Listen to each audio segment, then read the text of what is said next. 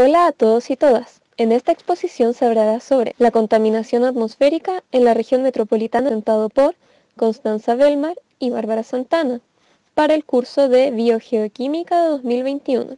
Debemos considerar los antecedentes nacionales y el contexto histórico. Sabemos que esto ha sido una problemática que nos ha acompañado a lo largo de la historia. Remonta incluso a la época precolombina. Sin embargo, en la actualidad, dado el aumento del universo automotriz, del uso de la calefacción o industrias, nos encontramos frente a un escenario nunca antes visto. Si nos vamos un poco más atrás, específicamente a 1813, al inicio de la Patria Vieja, podemos ver antecedentes de la antigüedad de este conflicto ambiental, donde en las actas del Cabildo de Santiago consta la denuncia. Toda la atmósfera alrededor de la ciudad estaba cargada de un humo espeso y caliente, que causa notable variación en el temperamento, y se solicita a la Junta de Gobierno para que prohibiera las quemazones de los campos inmediatos a la ciudad, haciendo presente los graves daños que hacen a la población estos abusos de los agricultores. Ya con esto podemos ser testigos de cómo se pueden asociar las actividades económicas con la cantidad de emisiones de contaminantes producto de la actividad humana. Esto se puede apreciar en el siguiente gráfico, donde vemos el índice de polución versus el tiempo a partir aproximadamente del año 1860 hasta el 2010, donde vemos que el aumento del Producto Interno Bruto del país va acompañado de un aumento de las emisiones de carbono negro y también va acompañado de un aumento demográfico, es decir, cada vez somos más. Ahora que podemos mencionar el estrecho vínculo entre nuestra forma de desenvolvernos con el medio ambiente y las emisiones, se preguntarán, ¿y qué estamos haciendo?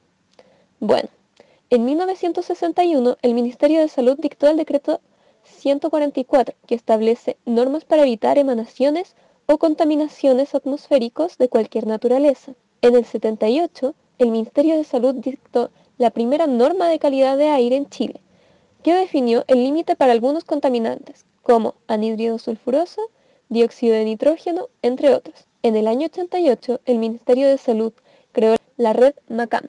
En 1996, la región metropolitana fue declarada zona saturada para 4 contaminantes: ozono, material particulado respirable, partículas en suspensión y monóxido de carbono.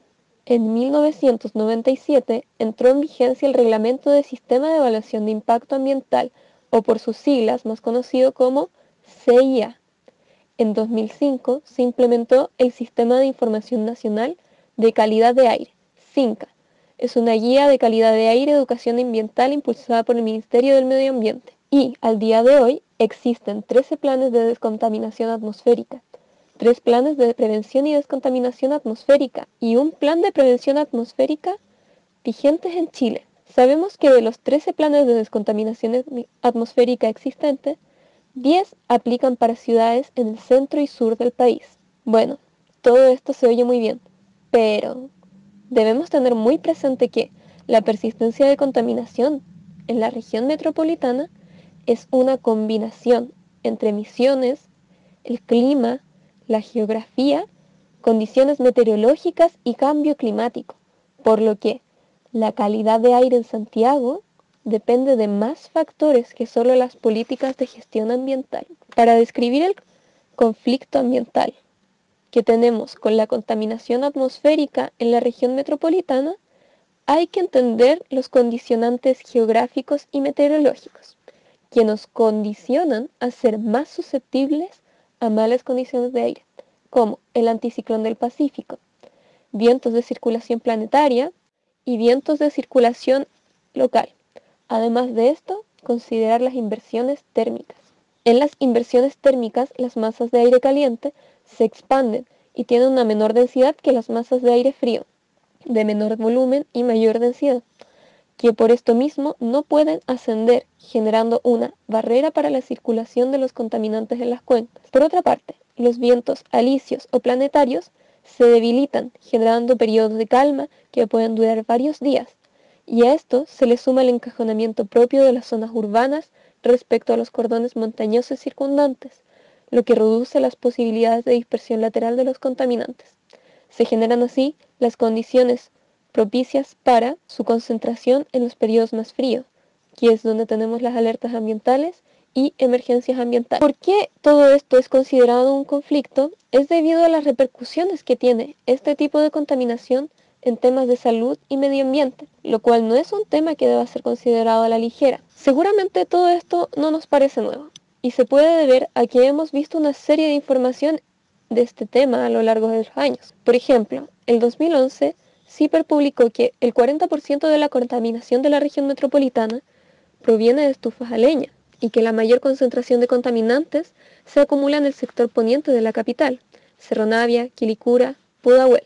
Otro artículo publicó que, a pesar de estos mejores índices de calidad ambiental durante la pandemia, debido a la baja de movimiento, nuestra capital, la región metropolitana, sigue en la lista de ciudades más contaminadas del continente. Esto es de acuerdo a un reporte mundial de la calidad de aire hecho en 2020, que midió a 106 países. En 2021, Santiago es la 26ª capital con peor calidad de aire en el mundo, según otro artículo publicado. Como estos, hay un montón de noticias que vemos todos los días. Por lo tanto, nosotros nos preguntamos para funciones de este curso, ¿qué ciclos se ven afectados con esta contaminación?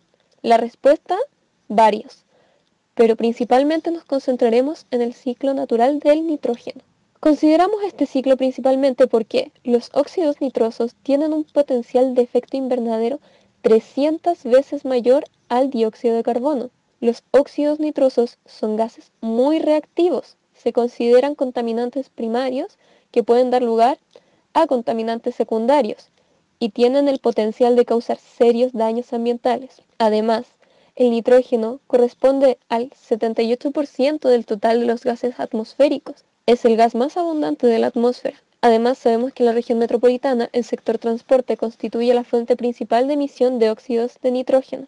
Además, sufrimos un fenómeno de contaminación atmosférica por desnitrificación. Esto lo definiremos más adelante. Tenemos que el monóxido de nitrógeno y el N2O liberados a la atmósfera por desnitrificación son participantes en la formación del ácido nítrico, que junto al ácido sulfúrico son responsables de la lluvia ácida.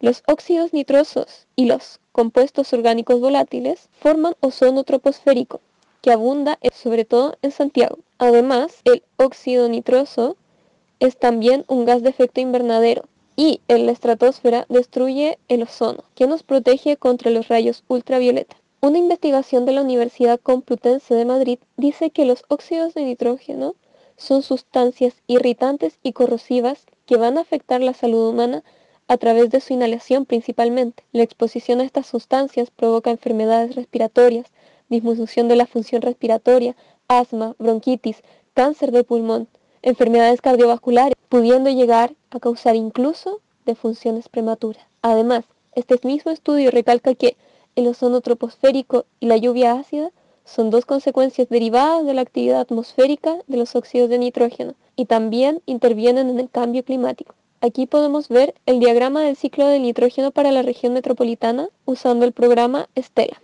Actualmente en la región metropolitana tenemos un aumento de las emisiones de compuestos nitrogenados, esto provocado por la contaminación, principalmente antropogénica. Podemos clasificar las fuentes de estas emisiones en tres partes: antropogénicas o naturales y otras, no antropogénicas. Dentro de las emisiones antropogénicas se pueden destacar las fuentes fijas, son las situadas en un lugar físico definido e inamovible. Considera las emisiones generadas por la quema de combustibles fósiles, producto de las actividades industriales y residenciales. Tenemos también las fuentes móviles, que son las que sí pueden desplazarse. Estas son emisiones de gases de tubo de escape, desgaste de frenos de neumático, de automóviles, camiones, buses y motocicletas. Luego tenemos las emisiones no antropogénicas o naturales, donde está la desnitrificación, que es una reducción bioquímica de nitratos a nitrógeno gaseoso y amonio a amoníaco.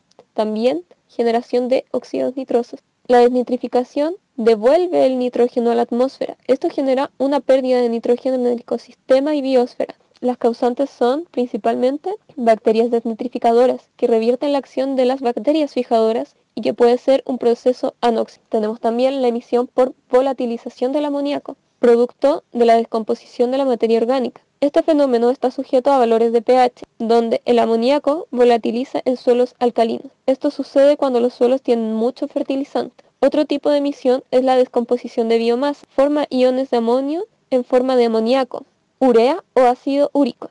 Otra fuente de contaminación de forma de óxidos nitrosos son los incendios, que, dado los casos de los últimos años, cada vez han tomado mayor importancia en la emisión. Luego se tienen dos formas principales de fijación de nitrógeno atmosférico, y es la fijación biológica de nitrógeno atmosférico por parte de bacterias que lo fijan como nitrato o amoníaco, usando una enzima nitrogenasa. Este es un proceso anóxico. La actividad de estos microorganismos se basa en la formación de nódulos con las raíces de ciertas plantas leguminosas para fijar el nitrógeno. Esto por un proceso de simbiosis de las plantas con la bacteria. Otro proceso de fijación son las tormentas eléctricas, que pasan el nitrógeno atmosférico a óxidos de nitrógeno y nitratos. A partir de las fijaciones descritas anteriormente, se puede dar lugar a la asimilación, donde las plantas consumen el nitrógeno en forma de nitratos o amoníaco.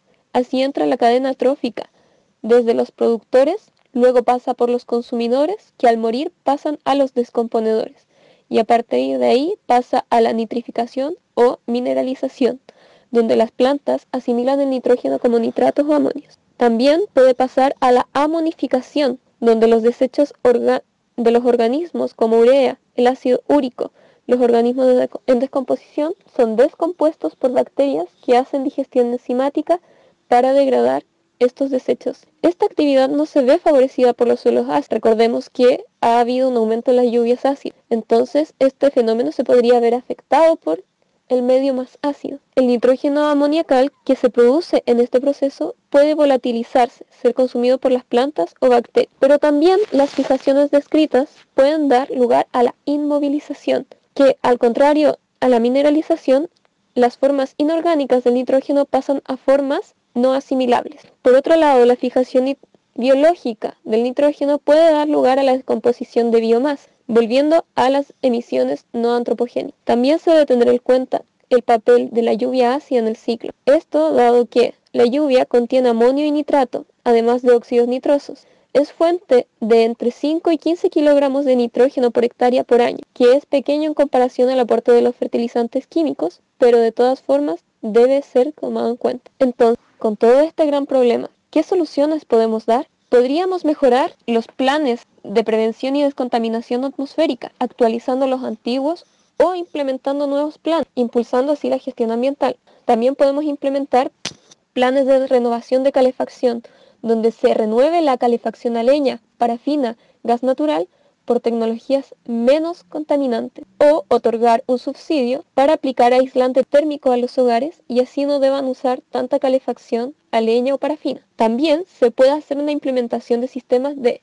monitoreo que permitan hacer seguimiento de las medidas de mitigación para poder mejorarlas con el tiempo. Se pueden aplicar leyes que promuevan el uso de biocombustibles menos nocivos, potenciar la participación ciudadana y dar mayor acceso a la información. En conclusión, en la región metropolitana nos encontramos con un agravamiento progresivo de la calidad del aire, principalmente por causas antrópicas, por lo que es necesario identificar las fuentes de los contaminantes y los efectos adversos que estos provocan para lograr establecer planes de descontaminación, mitigación y reparación del daño ambiental que se adapten a los estándares regulados para un normal desarrollo de la vida.